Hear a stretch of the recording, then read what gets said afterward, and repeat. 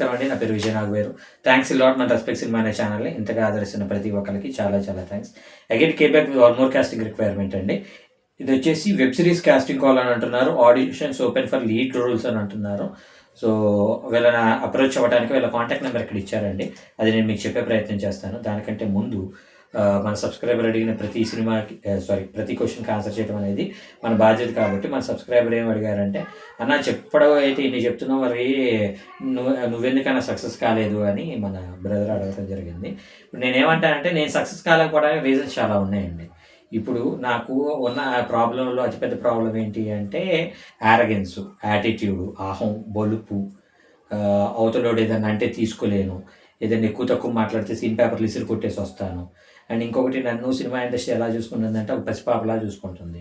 ఇప్పుడు ఒక పెద్ద డైరెక్టర్ కమ్ రైటర్, పేరు చెప్పను కానీ, ఒక పెద్ద డైరెక్టర్ కమ్ రైటర్ ఎవరైతే ఉన్నారో వాళ్ళు, నేను సెట్లోకి వెళ్తే అక్కడ హీరోగా రామ్ చరణ్ ఉన్నాడా, తారక్ ఉన్నాడా, చిరంజీవి గారు ఉన్నారా అని చూడకుండా లేచి నిలబడి ఒక రెస్పెక్ట్ ఇస్తూ ఉంటారు. సో నాకు అలాంటి ఒక రెస్పెక్ట్ నెక్స్ట్ టైం రాకపోయినట్లయితే నేను దాన్ని కొంచెం పర్సనల్గా తీసుకుంటాను. ఏంటిది, వీళ్ళు ఇంతకుముందు ఇంత రెస్పెక్ట్ ఇచ్చారు కదా, ఇప్పుడు రెస్పెక్ట్ ఇవ్వట్లేదంటే నాతోటి వర్క్ లేదనుకుంటున్నారా, ఇలా చాలా క్యాలిక్యులేషన్స్ వెళ్తూ ఉంటాయి నాకు. సో నేనేమంటాను అంటే, ఇప్పుడు సరే అవన్నీ వదిలేద్దాం. ఇప్పుడు నేను హీరోల దగ్గరికి వెళ్ళి కథలు చెప్దాం అనుకుంటున్నాం అనుకోండి. ఇప్పుడు ప్రొడ్యూసర్లకి వెళ్ళి కథ చెప్పాలి. ప్రొడ్యూసర్లకి వెళ్ళి కథ చెప్పాలి అంటే వాళ్ళు ఏమంటారంటే, ఓకే విజయ్ గారు మీరు ఒక పని చేయండి, ఒక సంవత్సరం 2 సంవత్సరాలు మనతో ట్రావెల్ అవ్వండి, ట్రావెల్ అయినట్లయితే మీ యాటిట్యూడ్, మీ ఆర్గన్స్ మాకు నచ్చినట్లయితే మేము తప్పకుండా సినిమా ఇస్తూ ఉంటారు. లేదు అంటే పార్ట్ 2 ఏంటంటే, మీరు ఇన్ని సంవత్సరాలు ఇండస్ట్రీలో ఉన్నారు కదా విజయ్ గారు, మీరు హీరో గారికి వెళ్ళి కథ చెప్పేసేయండి, ఈ కథ చెప్పేసినట్లయితే ఆయన ఓకే అనుకున్నట్లయితే నేను సినిమా ఇస్తానంటారు. ఇప్పుడు మీరు గమనించినట్లయితే రామ్ చరణ్ లాంటి ఒక వ్యక్తికి నేను కథ చెప్పడానికి వెళ్ళాను అనుకోండి. రామ్ చరణ్ కథ చెప్పడానికి వెళ్తే ఆయనకి కనీసం ఒక మినిమం సినిమాని చేసుకొని వెళ్ళాలి. ఇప్పుడు సంపత్ నంది ఆల్రెడీ వరుణ్ సందేశ్తో ఒక సినిమా తీశాడు. ఆ సినిమా నచ్చడం వల్ల రచ్చ అని ఒక సినిమా ఇచ్చాడు రామ్ చరణ్. అలాగే పెద్ద డైరెక్టర్ ఎవరైతే ఉన్నారో ఆయనకి కూడా గతంలో ఒక సినిమా తీసుకొని అది హిట్ కొట్టుకున్నారు కాబట్టి ఇమీడియట్గా రామ్ చరణ్ ఇచ్చారు. ఇక్కడ నేనేమంటాను అంటే, ఒకటి మనం బయటికి వెళ్ళి ప్రొడ్యూసర్లు ఎత్తుకోవాలి, లేదంటే లోపల ఉన్న మైత్రికి కావచ్చు, దిల్ రాజు గారికి కావచ్చు, లేదంటే సితారా ఎంటర్టైన్మెంట్స్ కావచ్చు, వీళ్ళ కథ చెప్పాలి అంటే వాళ్ళు ఏమంటారు అంటే, మినిమం హీరోని తెచ్చుకోండి సార్, మినిమం హీరోని తెచ్చుకున్నట్లయితే మనం సినిమా చేద్దాం అంటారు. మినిమం హీరో మనకేంటి అంటే మళ్ళీ వెళ్ళాలి, వాళ్ళని బ్రతిమలాడాలి, వాళ్ళతో ఒక టీం అనేది 1 year 2 years 3 years మనం ట్రావెల్ అవ్వాలి. నాకేంటంటే అంత ఓపిక సహనాలు ఉండవు. లేదు మనం కొత్తగా వస్తున్నాం కాబట్టి మనం బయటికి వెళ్ళి ఒక ప్రొడ్యూసర్ని తెచ్చుకోవాలి. బయటికి వెళ్ళి ఒక ప్రొడ్యూసర్ని తెచ్చుకోవాలి అంటే నేను యాజ్ ఎ రైటర్గా ఆన్ అండ్ యావరేజ్ ఒక మంచి సాచురేటెడ్ అమౌంట్ నేను సంపాదించుకుంటున్నాను. నా భార్య పిల్లల్ని బ్రతికించుకోవడానికి, వాళ్ళకి స్కూల్ ఫీజులు కావచ్చు, ఇంటి మెయింటెనెన్స్ కావచ్చు, తోటకూర ఇలాంటిది ఏదైనా కావచ్చు, నాకు ఒక సాచురేటెడ్ అమౌంట్ అనేది రిక్వైర్మెంట్ ఉంది. నేను ఇప్పుడు ఒక 6 నెలలు సంవత్సరం బయటికి వెళ్ళి ప్రొడ్యూసర్ని ఎత్తడం మొదలు పెట్టానంటే ఈ 6 నెలలు సంవత్సరం పాటు నా ఫ్యామిలీ రన్ అవ్వడానికి నేను ప్రతి నెల ఎంతైతే ఖర్చు పెడుతున్నానో ఇంటూ 6 months అనేది నేను ఇక్కడ సెట్ చేసుకుని వెళ్ళాలి. సో ఏవి జరిగేవి కాదు ప్రాక్టికల్గా. పైగా నా బాధ ఏంటంటే, ఇప్పుడు నేను ఎవరి దగ్గర అయితే పనిచేస్తున్నాను 5 రెస్పెక్టివ్ రైటర్స్ కమ్ డైరెక్టర్స్, వాళ్ళ దగ్గర నేను పూర్తిగా అవాయిడ్ అయ్యి వెళ్ళిపోవాలి. సో ఆ తర్వాత మళ్ళీ నేను 6 నెలల తర్వాత వస్తే మళ్ళీ నాకు ఇక్కడ పని ఉంటుందనే గ్యారంటీ లేదు. వాళ్ళకి నేను అప్పటికి బోర్ కొట్టేయచ్చు, లేదంటే వాళ్ళ దగ్గర ఇంకో టీం వచ్చేయచ్చు. సో ఇన్ని రకాల ప్రాబ్లమ్స్ ఉన్నాయి. సో నేను సక్సెస్ అవ్వాలి అంటే, ఒకటి నేను సార్ టూ అని వస్తే, సరే ఎంత అదృష్టం సార్, మీరు ఎంత బాగా ఇవ్వగలుగుతున్నారు సార్ అనే అంత ఒక పేషెన్స్ నాకు ఉండాలి. ఆ పేషెన్స్ నాకు లేదు, నెంబర్ 1.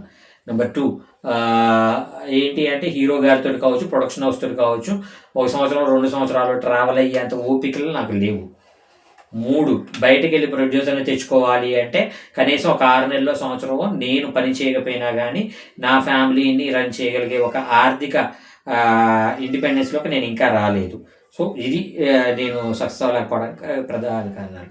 ఇంకొకటి నేనేమంటాను అంటే, ఆల్రెడీ ఒక సాచురేటెడ్ ప్లేస్ని చూసిన తర్వాత మళ్ళీ నేను కిందకు వచ్చేసి నేను ఎత్తుక్కుంటూ ఉండలేను. ఇప్పుడు నేనేమంటానంటే, ఇప్పుడు 100 కోట్లు ఆడుతున్న హీరోలు ఎవరైతే ఉన్నారో, ఒక 3-4 హీరోలు అన్న నమస్తే అన్న అని ఒకప్పుడు నా దగ్గర ఆర్టిస్ట్గా అవకాశాల కోసం ట్రై చేసిన వాళ్ళు, ఆ తర్వాత 100 కోట్లు వెళ్ళిన తర్వాత కూడా వాళ్ళు ఏమంటారు అంటే, కథ చెప్పాలి బాబు అంటే, అన్న మీ గురించి నాకు తెలియదే ఉందన్న, మీరు ప్రొడ్యూసర్ అనిపించుకొని రండి మనం సినిమా చేసేద్దాం అంటారు.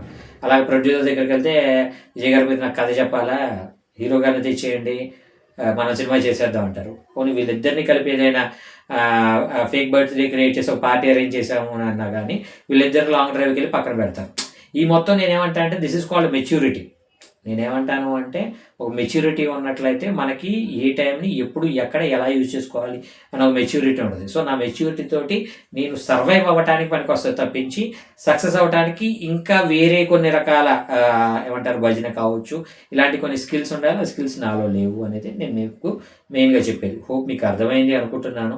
మీకు ఇంకా ఇలాంటి డౌట్స్, క్వశ్చన్స్, క్వైరీస్ ఏదైనా ఉన్నట్లయితే తప్పకుండా కమెంట్ రూపంలో అడిగే ప్రయత్నం చేయండి. ప్రతి ప్రశ్నకి సమాధానం చెప్పడం జరుగుతుంది. So getting back to the casting requirement, వీళ్ళ కాంటాక్ట్ నెంబర్ వచ్చేసి 7995399341. I repeat 7995399341. డిస్క్లైమర్ మీ అందరికీ తెలిసిందే కదా, నేను పెట్టే ఏ పర్టికులర్ కాస్టింగ్ రిక్వైర్మెంట్కి నాకు ఎటువంటి వ్యక్తిగతమైన లావాదేవీలు లేవు. వీళ్ళెవరో కూడా నాకు తెలియదు. వీళ్ళు ఎవరైనా మిమ్మల్ని డబ్బులు అడిగినా, మోసం చేసే ప్రయత్నం చేసినా జాగ్రత్తగా ఉండండి, మోసపోకండి.